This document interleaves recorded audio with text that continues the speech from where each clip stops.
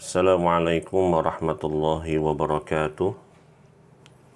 Waalaikumsalam warahmatullahi wabarakatuh. Alhamdulillahi rabbil alamin wa bihi nasta'in wa ala umuri dunya waddin.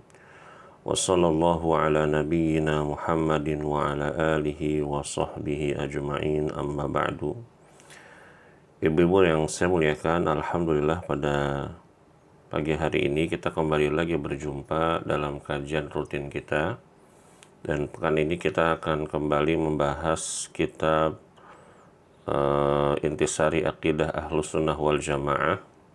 Dan sekarang kita masuk pada halaman 67, yang mana kita masuk bab yang baru, yaitu prinsip aqidah salafus saleh Ahlus Sunnah wal Jamaah. Penulis di sini mengatakan Ahlus Sunnah wal Jamaah yang berjalan di atas manhaj salafus saleh, mereka berjalan di atas prinsip-prinsip agama yang kokoh dan jelas, baik dalam masalah akidah, amal, maupun akhlak. Prinsip-prinsip ini diambil dari kitabullah dan semua yang sahih dari sunnah Rasulnya Sallallahu Alaihi Wasallam, baik yang mutawatir maupun yang ahad, dan dengan pemahaman salaful ummah dari kalangan para sahabat, tabi'in, dan orang-orang yang mengikuti mereka dengan baik.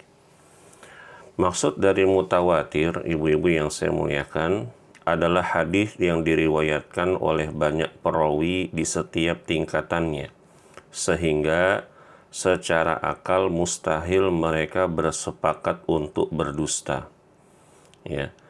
Adapun yang ahad, ahad adalah hadis yang jumlah perawinya pada setiap tingkatan sanad tidak mencapai syarat jumlah hadis mutawatir. Dengan kata lain, hadis ini diriwayatkan oleh 1, 2, 3 orang atau lebih, namun tidak mencapai batas kuantitas yang mustahil bersepakat dusta. Kesimpulannya, ibu-ibu, Ahlus Sunnah wal Jamaah tidak menolak hadis yang sahih mengenai akidah dan hukum walaupun diriwayatkan secara ahad, ya. Di antara kelompok yang menolak hadis ahad yang bermuatan akidah dan hukum adalah kelompok Mu'tazilah. Mereka beralasan hadis ahad itu hanya menghasilkan ilmu dhanni atau prasangka, bukan ilmu qat'i, ya, ilmu yang pasti seperti Al-Quran. Secara akal, pendapat mereka seakan-akan benar, tapi justru pendapat mereka itu sangat lemah dan berakibat fatal jika dibiarkan dan tidak dikritisi atau tidak dibantah. Karena banyak hadis-hadis ahad yang derajatnya sahih akan ditolak. Dan sebagaimana yang sudah kita ketahui bahwa sumber agama Islam berasal dari Al-Quran dan Sunnah yang sahih. Menolak hadits sahih itu sama saja menolak wahyu. Sedangkan Allah Subhanahu wa taala berfirman, "Wa ma atakumur rasulu fakhudhuhu wa ma nahakum anhu fantahu." Apa yang diberikan Rasul kepadamu maka terimalah, dan apa yang dilarang dan apa yang dilarangnya bagimu maka tinggalkanlah. Dan bertakwalah kepada Allah, sungguh Allah sangat keras hukumannya. Quran Surat Al-Hasyr ayat yang ke-7. Contoh hadis Jibril, ya ibu-ibu, nanti akan kita bahas hadis Jibril ini, ya. Secara istilah, ya, atau secara ilmu hadis, ya, hadis Jibril ini termasuk ke dalam kategori hadis ahad. Karena pada tingkat awal sanadnya dari kalangan sahabat hanya diriwayatkan oleh sedikit jalur, seperti sahabat Umar bin Khattab dan sahabat Abu Hurairah radhiyallahu anhuma. Dan hadis Jibril ini tidak mencapai tingkat mutawatir, ya. Wallahu a'lam bishawab. Nah, makanya, ya, penulis di sini tadi mengatakan, ya, semua yang sahih dari sunnah Nabi Shallallahu Alaihi Wasallam atau dari hadis Nabi Shallallahu Alaihi Wasallam, baik yang mutawatir dan ahad, ya. Jadi kita tidak boleh menolak hadis Nabi, ibu-ibu rahimakumullah, selama hadis tersebut adalah hadis yang sahih, ya. Karena kalau misalkan kita menolak hadis yang sahih, itu sama saja kita menolak wahyu. Kemudian, ibu-ibu yang saya muliakan, penulis melanjutkan, prinsip-prinsip agama Islam sudah dijelaskan oleh Nabi Shallallahu Alaihi Wasallam dengan sejelas-jelasnya. Oleh karena itu, tidak boleh bagi seorang muslim untuk mengada-ngadakan sesuatu yang baru dalam prinsip-prinsip agama ini, lalu berprasangka bahwa apa yang diadakan-adakannya merupakan bagian dari agama. Oleh karena itu, Ahlus Sunnah wal Jamaah senantiasa berpegang teguh pada prinsip-prinsip agama ini, menjauhi lafal-lafal yang bid'ah dan konsisten dengan lafal-lafal yang syar'i. Dari sini, Ahlus Sunnah wal Jamaah merupakan manifestasi lanjutan yang sebenarnya berasal dari generasi salafus soleh. Prinsip-prinsip agama Islam menurut Ahlus Sunnah wal Jamaah secara global itu ada 6 yang suka disebut dengan rukun iman, ibu-ibu, ya. Yang pertama, ya, yang A, iman dan rukunnya.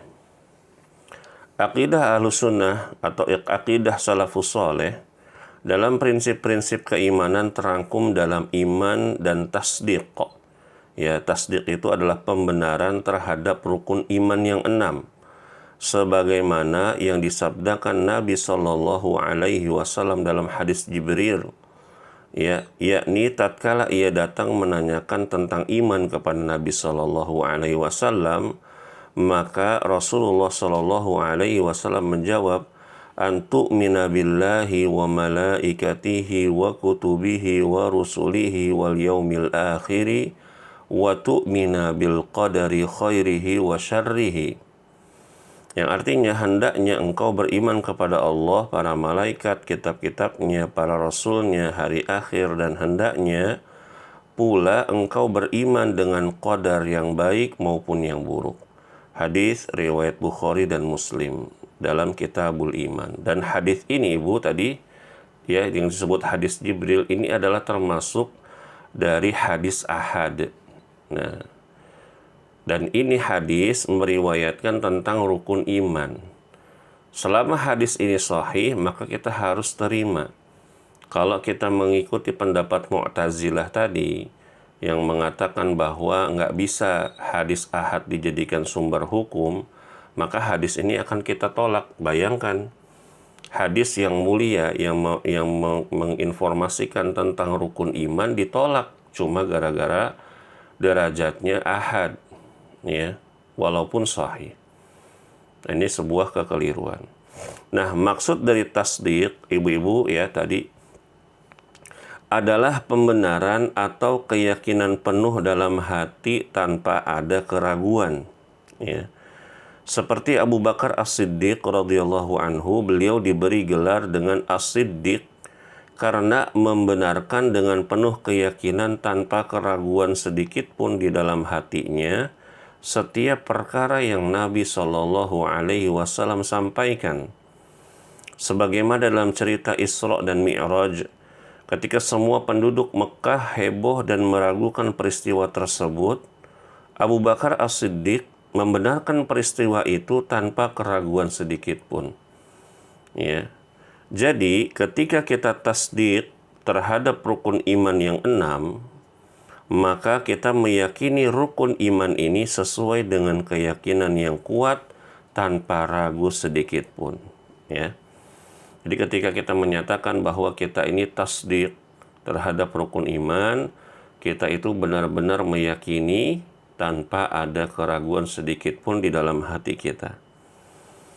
Kemudian penulis melanjutkan, keimanan bersendikan pada keenam rukun ini. Itu tadi rukun iman, ya, ibu-ibu, ya.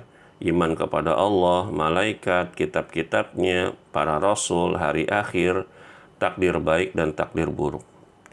Jika salah satu rukun jatuh, ya, maksudnya dia tidak mengimani salah satu di antara 6 rukun itu, misalkan dia tidak beriman kepada takdir gitu ibu-ibu ya, maka seseorang tidak dapat menjadi mukmin sama sekali karena ia telah kehilangan salah satu dari rukun iman.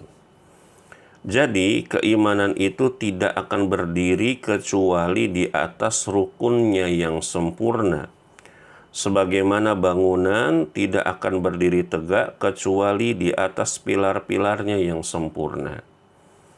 Ya, bagaimana ibu-ibu kalau misalkan kita ingin membangun sebuah bangunan yang mana bangunan tersebut membutuhkan 6 pilar, 6 tiang, namun yang dibangun cuma 5, ya, atau yang dibangun cuma 3, maka bangunan tersebut akan hancur. Pondasinya tidak kuat, ya, dan dia akan runtuh.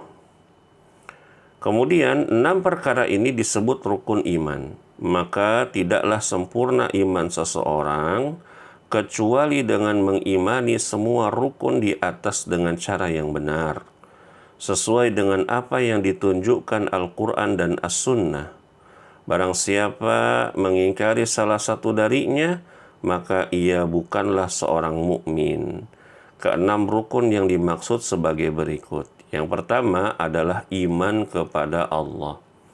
Ya, sebagaimana dalam tadi hadis Jibril, antu'mina billahi. Ya, engkau beriman kepada Allah. Beriman kepada Allah adalah membenarkan secara pasti tentang keberadaan wujud Allah. Semua kesempurnaan dan keagungan yang dimilikinya. Hanya dialah yang berhak untuk diibadahi. Hati diiringi dengan kemampuan akan hal itu yang tercermin dari perilakunya. Konsekuen dengan perintah-perintahnya. Dan menjauhi segala larangan-larangannya. Iman kepada Allah adalah prinsip dasar akidah Islam semua rukun akidah.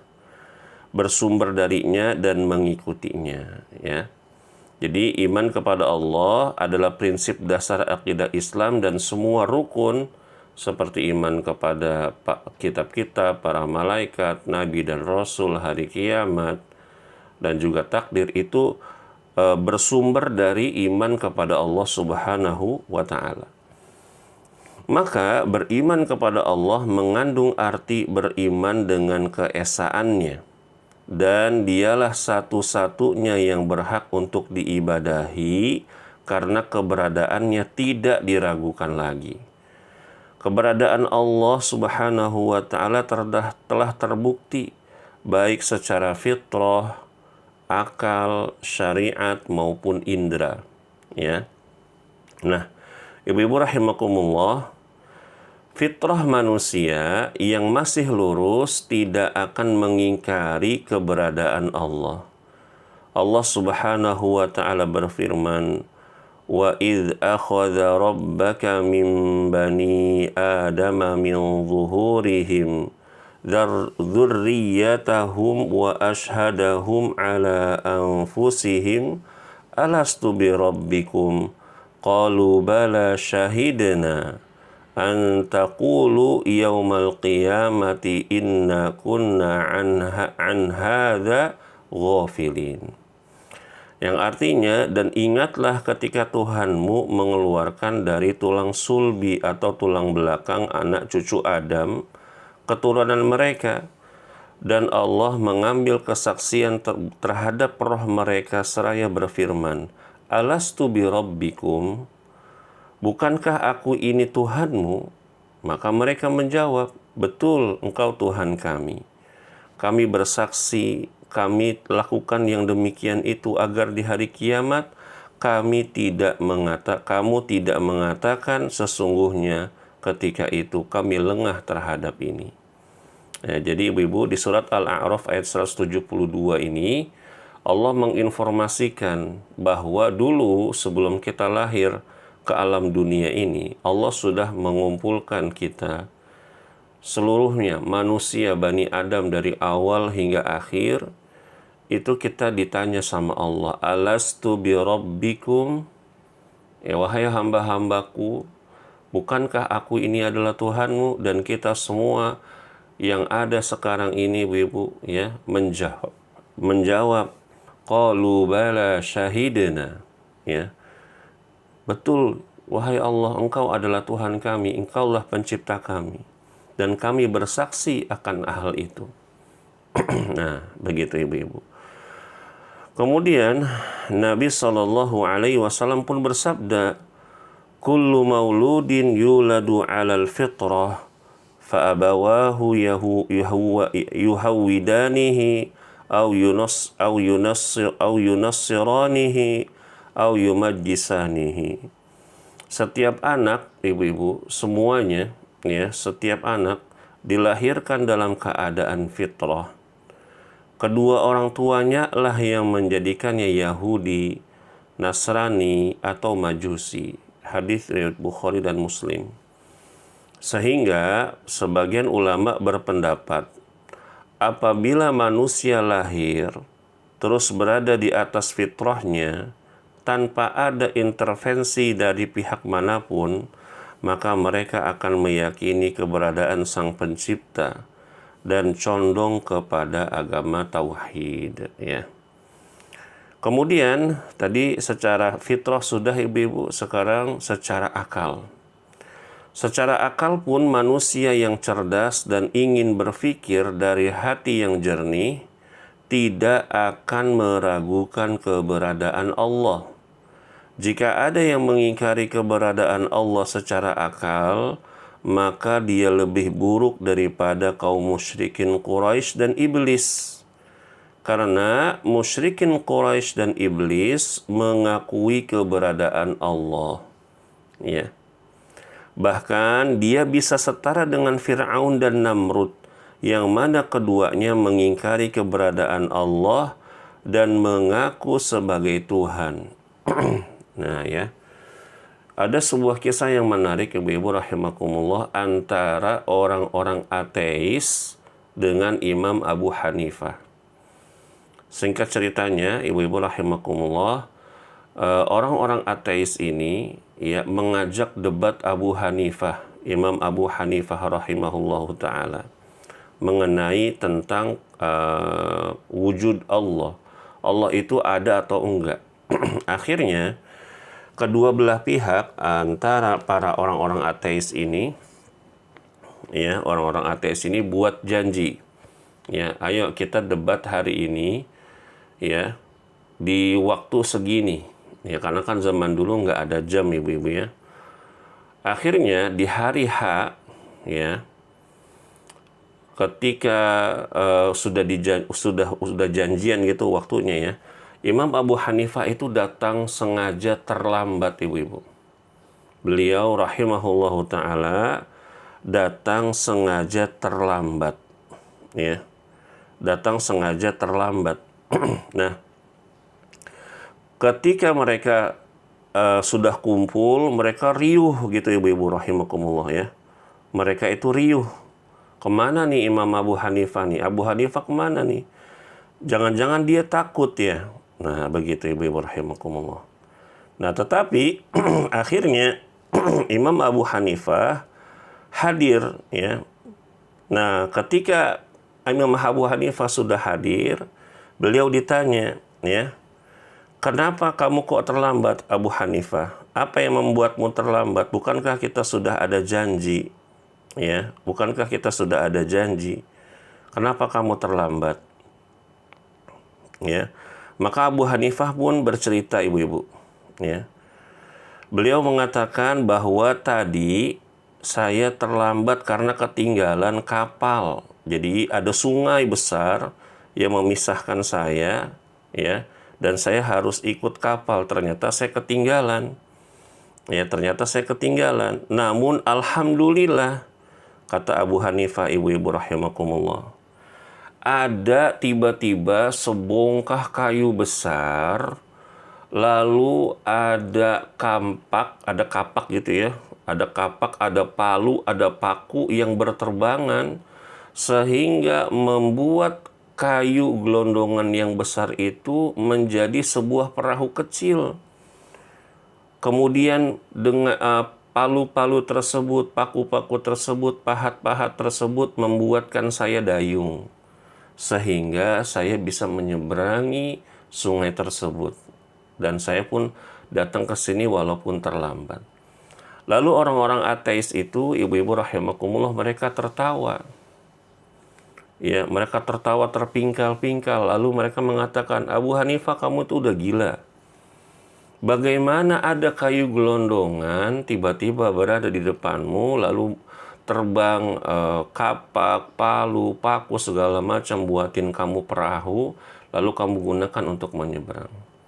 Lalu Abu Hanifah bilang, kalau misalkan kayu gelondongan yang kecil itu saja tidak bisa dibuat sendiri, lalu bagaimana dengan alam semesta ini?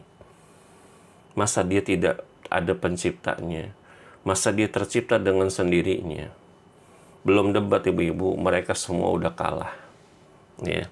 Dan inilah strateginya Imam Abu Hanifah rahimahullahu ta'ala. Ya. Nah inilah, makanya ibu-ibu rahimakumullah, saya suka bilang sama murid-murid saya dulu, bahwa akidah yang rusak, ya, pemahaman yang rusak itu akan menyebabkan akal menjadi rusak. Ya.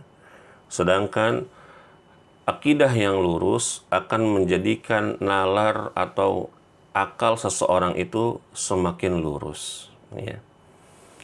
Kemudian ibu-ibu, fitrah dan akal sudah kita bahas, sekarang kita masuk secara syariat. Ya.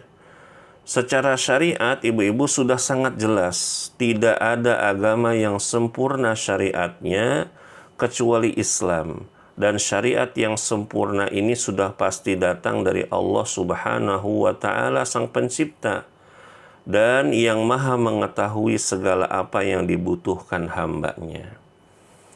Kemudian secara indera, ya.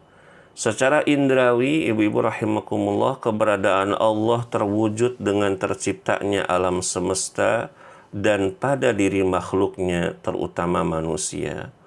Allah Subhanahu wa Ta'ala berfirman, Inna fi khalqis samawati wal ard wa ikhtilafil laili wan nahar wal fulkil lati tajri fil bahri bima yanfa'un nasa وَمَا أَنْزَلَ اللَّهُ مِنَ السَّمَاءِ مِنْ مَاءٍ فَأَحْيَا بِهِ الْأَرْضَ بَعْدَ مَوْتِهَا وَبَثَّ فِيهَا مِنْ كُلِّ دَابَّةٍ وَتَصْرِيفِ الرِّيَاحِ وَالسَّحَابِ الْمُسَخَّرِ بَيْنَ السَّمَاءِ وَالْأَرْضِ لَآيَاتٍ لِقَوْمٍ يَعْقِلُونَ.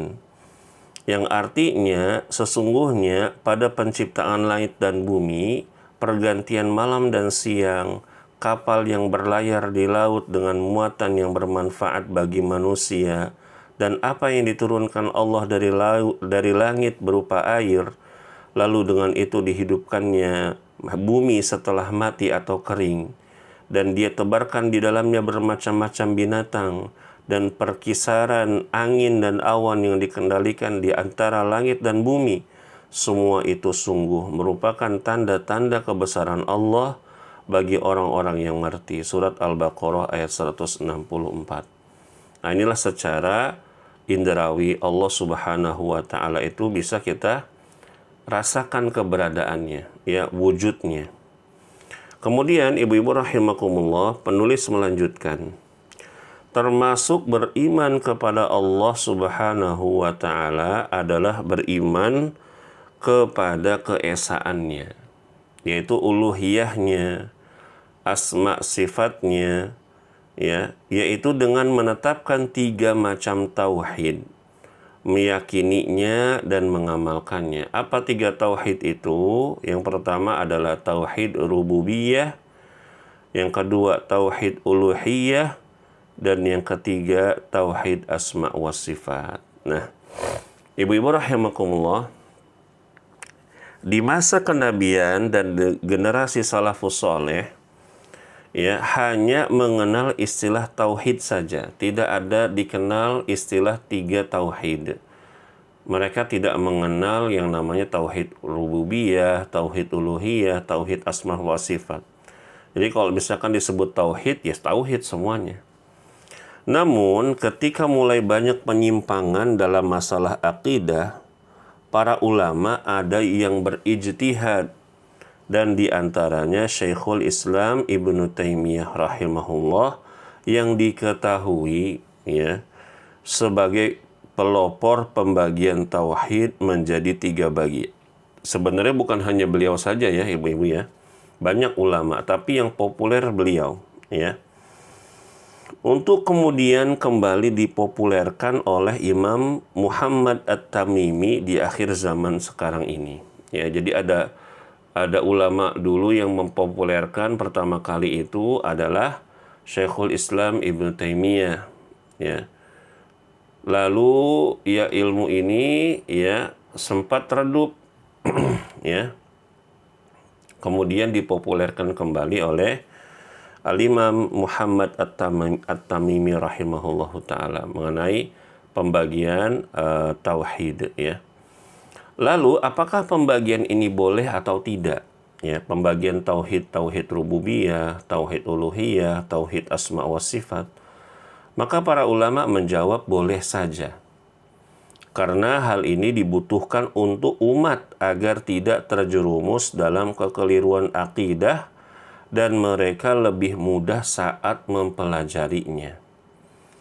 Kalaupun tidak menggunakan istilah tauhid uluhiyah, tauhid rububiyah, dan tauhid asma wa sifat, maka nggak masalah juga ibu-ibu. Sama saja seperti ilmu yang lain. Di zaman Nabi dan para salafus soleh tidak mengenal istilah-istilah ilmu seperti ilmu mustalahul hadis, ilmu faraid, ya, bahkan ilmu tajwid. Ya. Semua ilmu dijelaskan oleh ulama dengan tujuan agar terpeliharanya agama ini dari kerusakan dan agar kaum muslimin mudah mempelajari agama Islam.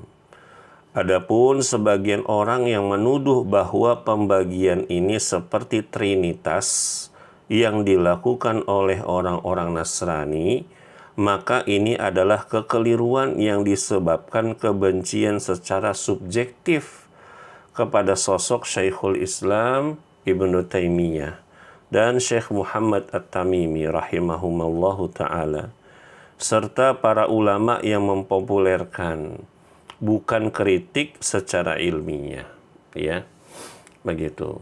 Nah inilah sedikit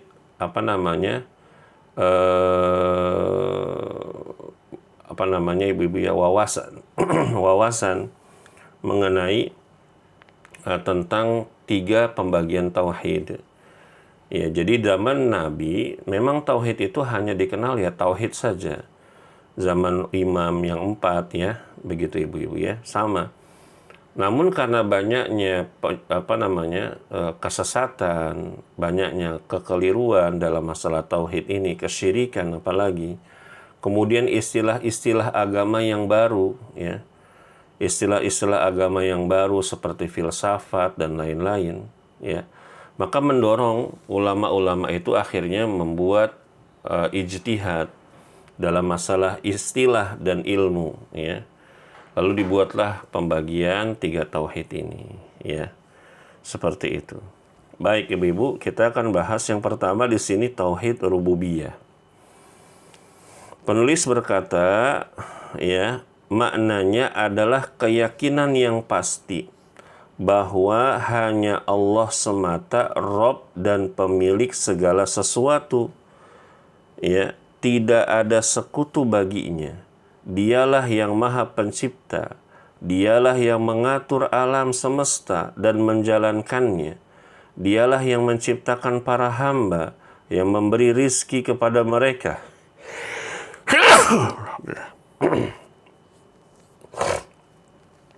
Serta menghidupkan dan mematikannya. Selain itu, beriman kepada qada dan qadarnya, serta keesaannya dalam zatnya. Ringkasnya, bahwa tauhid rububiyah adalah mengesakan Allah dalam segala perbuatannya, atau segala perbuatan Allah subhanahu wa ta'ala. Dalil-dalil syar'i telah menegaskan tentang wajibnya beriman kepada rububiyah Allah, seperti dalam firman-Nya, Alhamdulillahi Rabbil Alamin. Segala puji bagi Allah, Rabb semesta alam. Surat Al-Fatihah ayat 2. Ya, Rabb itu ibu-ibu rahimakumullah, dia adalah yang menciptakan sekaligus yang memelihara. Ya. Kemudian firman-Nya pula, ala lahul khalqu wal amr, tabarakallahu rabbul alamin. Ingatlah segala penciptaan dan urusan menjadi haknya. Maha suci Allah, Rabb seluruh alam. Surat Al-A'raf ayat 54. Ya. Jadi apabila ada orang-orang, ibu-ibu rahimakumullah, yang memiliki keyakinan bahwa alam dunia ini atau alam semesta ini tercipta begitu saja tanpa adanya pencipta, ya, maka dia jatuh kepada kesalahan dalam masalah tauhid rububiyah.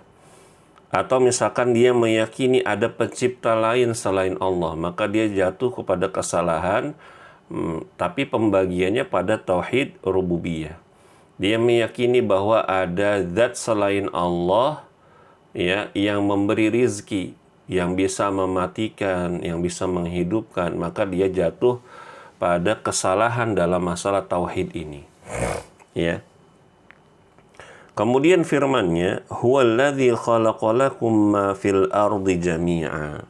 Dialah Allah yang menciptakan segala apa yang ada di bumi untukmu. Surat Al-Baqarah ayat 29. Dan firman-Nya lagi, innallaha huwar razzaqu dzul quwwatil matin. Sungguh Allah dialah pemberi rizki yang mempunyai kekuatan lagi sangat kokoh. Surat Adz-Dzariyat ayat 58. Macam tauhid ini, yakni tauhid rububiyah, ibu-ibu rahimakumullah, tidak diperselisihkan oleh orang-orang kafir Quraisy dan para penganut aliran dan agama. Maksudnya, mereka semua beriktiqad, mereka memiliki keyakinan bahwa pencipta alam semesta ini hanyalah Allah. Dan Allah pun mengabarkan tentang mereka, ya, melalui firman-Nya yang berbunyi, wala in sa'altahum man khalaqas samawati wal ard la yaqulunna Allah. Ya. Wahai Muhammad, apabila jika engkau tanyakan kepada mereka siapakah yang menciptakan langit dan bumi, ya, tentu mereka akan menjawab Allah. Surat Luqman ayat 25. Dan Allah pun mengabarkan melalui firman-Nya, qul limanil ardu wa man fiha in kuntum ta'lamun sayaquluna lillah qul afala tadhakkarun qul man rabbus samawati as-sab'i wa rabbul 'arsyil 'azim sayaquluna lillah qul afala tattaqun qul man biyadihi qul man biyadihi malakutu kulli syai'in wa huwa yujiru wa la yujaru alaihi in kuntum ta'lamun sayaquluna lillah qul fa anna tusharun bal atainahum bil haqqi wa innahum lakadzibun. Yang artinya, katakanlah Muhammad, milik siapakah bumi dan semua yang ada di dalamnya? Jika kamu mengetahui, maka mereka akan menjawab, milik Allah. Katakanlah, maka apakah kamu tidak ingat? Katakanlah, siapakah Rabb yang memiliki langit yang 7 dan memiliki arsy yang agung? Mereka akan menjawab, milik Allah. Katakanlah, maka mengapa kamu tidak bertakwa? Katakanlah, siapakah yang di tangannya berada kekuatan atau kekuasaan segala sesuatu? Dia melindungi dan tidak ada yang dapat dilindungi dari azabnya. Jika kamu mengetahui mereka akan menjawab, milik Allah. Katakanlah kalau demikian, maka bagaimana kamu bisa sampai tertipu? Padahal kami telah membawa kebenaran kepada mereka, tetapi mereka benar-benar pendusta. Surat Al-Mu'minun ayat 84-90. Yang demikian itu, penulis melanjutkan, ibu-ibu, karena hati manusia secara fitrah mengakui rububiyahnya, mengakui keesaan Allah dalam perbuatannya, seperti menciptakan, menghidupkan, mematikan, memberi rizki, ya, mengatur alam semesta ini, ya. Orang-orang kafir musyrik Quraisy itu meyakini bahwa itulah Allah Subhanahu wa taala, ya. Oleh karena itu, seseorang tidak menjadi orang yang bertauhid hingga ia mengakui dan konsisten dengan macam kedua dari ketiga macam tauhid tersebut, yaitu tauhid uluhiyah, ya. Kemudian ibu-ibu rahimakumullah, yang B, tauhid uluhiyah, yaitu mengesahkan Allah Subhanahu wa taala melalui perbuatan para hamba. Dinamakan juga dengan tauhid ibadah. Maknanya adalah keyakinan yang pasti bahwa Allah Subhanahu wa taala adalah ilah atau sesembahan yang hak dan tidak ada ilah selainnya. Segala yang diibadahi selainnya adalah batil. Hanya dialah yang patut diibadahi. Baginya ketundukan dan ketaatan secara mutlak. Tidak boleh siapapun dijadikan sebagai sekutunya, dan tidak boleh bentuk ibadah apapun diperuntukkan kepada selainnya, seperti sholat, puasa, zakat, haji, doa, isti'anah atau meminta pertolongan, nazar, ya, janji, ya, menyembelih, tawakal, khauf atau takut, harap, cinta, dan lain-lain dari macam-macam ibadah yang zahir, tampak maupun batin. Ibadah kepada Allah harus dilandasi dengan rasa cinta, cemas, dan harap secara bersamaan. Beribadah kepadanya dengan sebagian saja dan meninggalkan sebagian lainnya adalah kesesatan. Ya. Nah, ibu-ibu rahimakumullah, jadi rukun ibadah itu ada yang namanya rasa cinta, hub, ya. Kemudian khauf, cemas, dan roja, yaitu rasa harap secara bersamaan. Roja, kita berharap. Kalau misalkan kita beribadah hanya mengandalkan rasa cinta, ya, tanpa ada rasa takut, ya, dan ada harap, maka kita itu seperti orang-orang sufi ekstrim, ibu-ibu, ya, begitu. Kita ini seperti orang-orang sufi ekstrim. Jadi mereka tuh berkeyakinan yang penting saya ini cinta sama Allah. Bagaimana saya ini cinta sama Allah, saya nggak peduli, ya, mau diterima apa mau diterima nggak amalan saya, ya, saya nggak takut. Nah, kayak gitu. Kalau misalkan kita hanya beribadah hanya dengan rasa takut atau cemas, khauf saja, ibu-ibu, ya, tanpa ada rasa cinta kita kepada Allah, tanpa ada rasa harap kepada Allah, maka kita seperti orang-orang khawarij, ya, yang mengkafirkan orang-orang, ya, mengkafirkan kaum muslimin yang melakukan dosa-dosa besar, ya. Dan ini adalah kesesatan. Makanya ibu-ibu, sebagai ahlus sunnah wal jamaah, kita harus senantiasa beribadah di atas rasa cinta kepada Allah, rasa takut dan cemas, ya, takut ibadah kita nggak diterima, ya. Lalu adalah rasa harap, kita berharap kepada Allah Subhanahu wa taala, ya, agar amalan-amalan soleh kita ini diterima, ya, demikian. Kemudian, ya, Allah Subhanahu wa taala berfirman, ya, beliau membawakan dalil-dalil di sini, Ibu, iyyaka na'budu wa iyyaka nasta'in. Hanya kepada Engkaulah kami menyembah dan hanya kepada Engkaulah kami memohon pertolongan.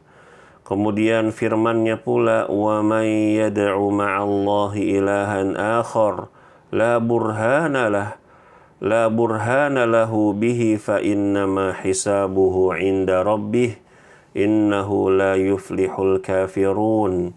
Dan barang siapa yang menyembah Tuhan yang lain selain Allah, padahal tidak ada satu bukti pun baginya tentang itu, maka perhitungannya hanya pada Tuhannya.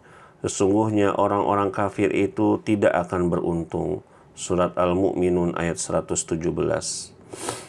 Tauhid uluhiyah, ibu-ibu, adalah inti dakwah yang diserukan oleh para rasul. Pengingkaran terhadap hal itu merupakan penyebab dari berbagai malapetaka yang menimpa umat-umat terdahulu. Jadi azab malapetaka yang Allah berikan kepada umat-umat terdahulu karena mereka menyelewengkan tauhid uluhiyah. Mereka mengibadahi Allah tapi juga mengibadahi berhala-berhala. Ya, sebagaimana yang dilakukan pertama kali oleh umatnya Nabi Nuh. Karena umatnya Nabi Nuh inilah yang umat pertama kali melakukan kesyirikan di atas muka bumi ini, ibu-ibu. Ya.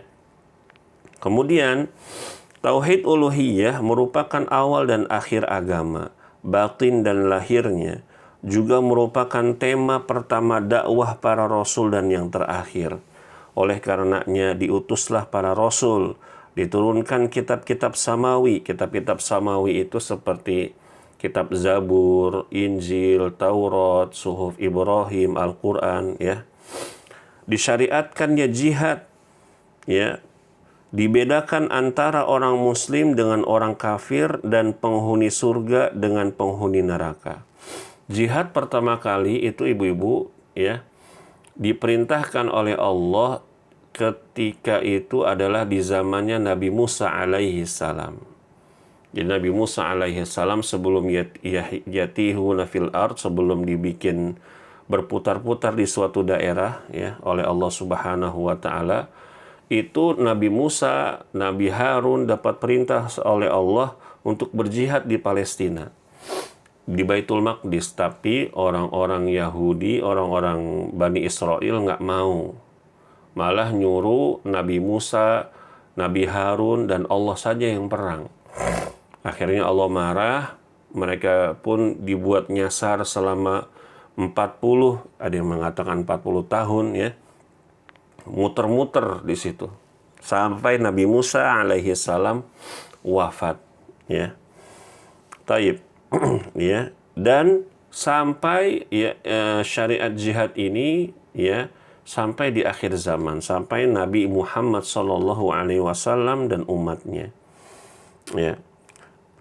Kemudian itulah makna firman Allah, la ilaha illallah, tidak ada Tuhan selain Allah. Makanya sebagian ulama, ibu-ibu, mengartikan la ma'buda bihaqqin illallah. Jadi la ilaha illallah itu la ma'buda bihaqqin illallah. La ilaha illallah itu artinya tidak ada yang disembah dengan benar kecuali Allah Subhanahu wa taala. Ya, karena sebagian orang, sebagian manusia, ibu-ibu, ya, menyembah Tuhan, tapi Tuhannya itu bukan Allah, ya. Kemudian Allah Subhanahu wa taala berfirman, "Wa ma arsalna min qablika mir rasulin illa nuhi ilaihi annahu la ilaha illa ana fa'buduni," atau fa'budun.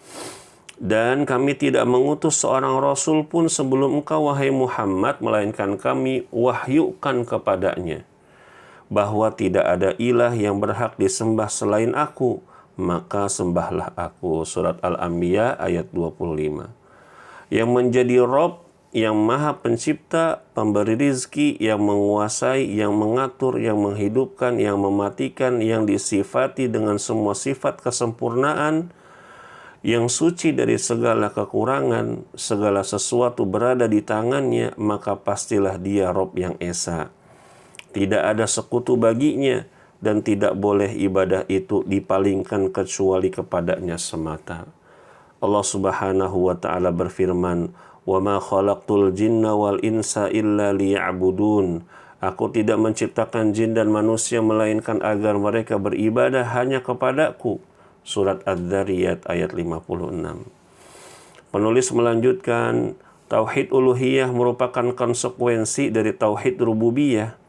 Hal tersebut karena orang-orang musyrik tidak menyembah Rob yang esa, tetapi mereka menyembah banyak Rob.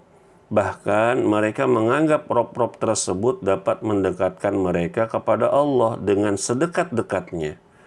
Walaupun demikian, mereka mengakui bahwa Rob-Rob tersebut tidak dapat mendatangkan mudarat maupun manfaat. Oleh karena itu, Allah tidak menggolongkan mereka sebagai orang-orang yang beriman, walaupun mereka mengakui tauhid rububiyah. Ya. Jadi, orang musyrik itu dikatakan, ibu-ibu, bukan enggak beribadah kepada Allah.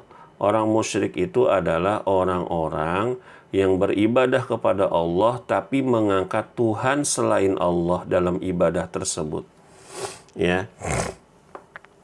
Nah, kemudian ibu-ibu, Allah menggolongkan mereka sebagai orang-orang kafir sebab mereka mempersekutukannya dengan selainnya dalam ibadah.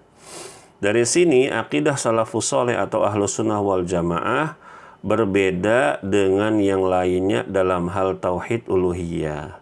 Ahlus sunnah tidak mengartikan tauhid seperti pendapat sebagian kelompok yang mengatakan bahwa makna tauhid itu adalah tidak ada pencipta kecuali Allah. Akan tetapi menurut mereka, tauhid uluhiyah tidak terrealisir kecuali bila ada pada dua prinsip. Dan insya Allah prinsip ini akan kita bahas pada pertemuan berikutnya. Ya ibu-ibu ya, karena sudah pukul 11 ya, waktunya tidak cukup. Taib ibu-ibu rahimakumullah, mungkin untuk hari ini kita cukupkan. Insya Allah kita akan lanjutkan lagi pada pertemuan berikutnya pada halaman 74. Dan kita akan melanjutkan pada dua prinsip yang disebutkan oleh Syekh di sini.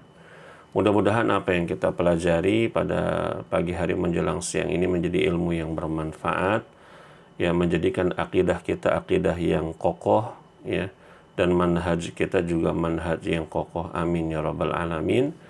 Kita tutup, subhanakallahumma wa bihamdika asyhadu an la ilaha illa anta astaghfiruka wa atubu ilaik.